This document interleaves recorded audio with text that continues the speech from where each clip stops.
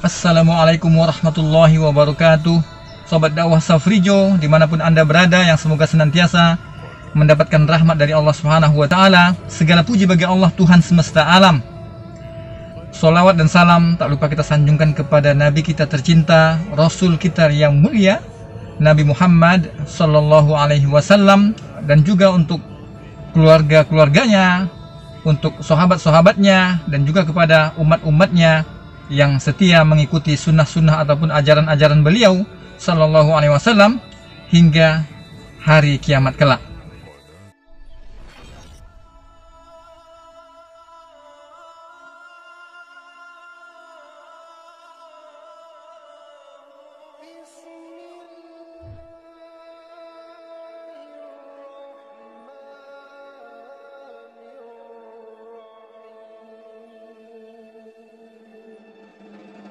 Adapun informasi yang dapat kita insya Allah berikan kali ini adalah datang dari Indonesia.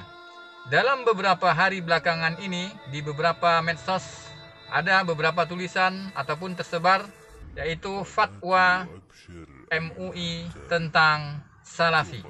Berikut ulasannya. Dikutip dari tulisan @berhijrah_52 diberi judul Fatwa MUI tentang Salafi.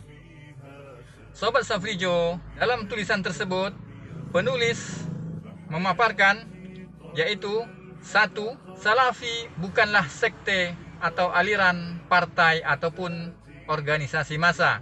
Sebagian yang mengira Salafi adalah sebuah sekte aliran sebagaimana Jamaah Tabligh, Ahmadiyah, Naqsabandiyah, LDII ataupun yang lainnya, ataupun sebuah organisasi massa sebagaimana NU, Muhammadiyah, Persis, Hizbut Tahrir, dan lain sebagainya. Ini adalah salah kaprah. Namun Salafi adalah manhaj atau metode beragama, sehingga semua orang di seluruh pelosok dunia, dimanapun dan kapanpun adalah seorang Salafi. Jika ia beragama Islam dengan manhaj salaf tanpa dibatasi keanggotaan, sebagaimana sebagian orang juga mengira dakwah salafiyah adalah gerakan yang dicetuskan dan didirikan oleh Syekh Muhammad bin Abdul Wahab rahimahullah. Ini juga kesalahan yang besar.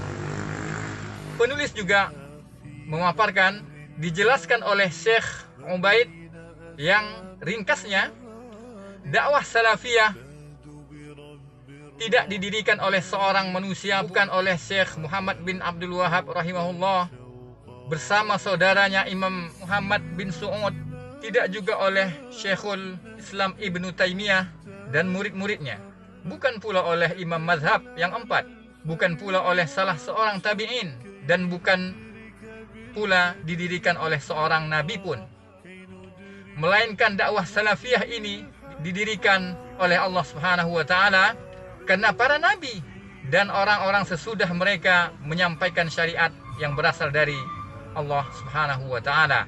Dalam dakwah salafiyah tidak ada ketua umum Salafi, cabang Salafi Jogja misalnya, cabang Cianjur dan lain sebagainya, Salafi daerah, tata tertib Salafi, ADART Salafi, alur kaderisasi Salafi, dan tidak ada muassis ataupun tokoh pendiri Salafi. Tidak ada pendiri Salafi melainkan Allah serta Rasulnya.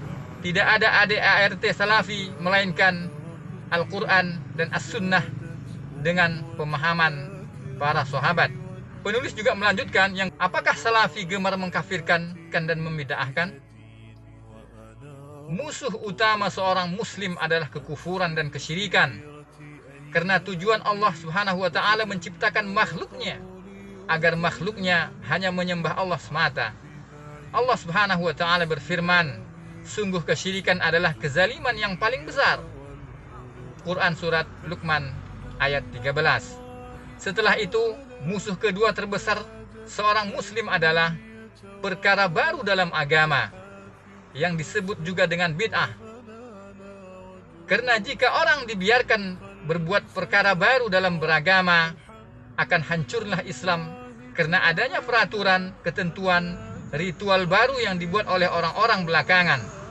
Padahal Islam adalah agama yang sudah sempurna, tidak butuh penambahan ataupun pengurangan.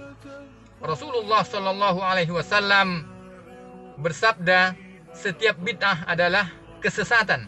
Hadis riwayat Muslim. Maka tentu tidak bisa disalahkan ketika ada dai yang secara intens mendakwahkan tentang bahaya syirik dan bid'ah, mengenalkan bentuk-bentuk kesyirikan dan kebid'ahan agar umat terhindar darinya. Bahkan inilah bentuk sayang dan perhatian terhadap umat. Kemudian para ulama melarang umat Islam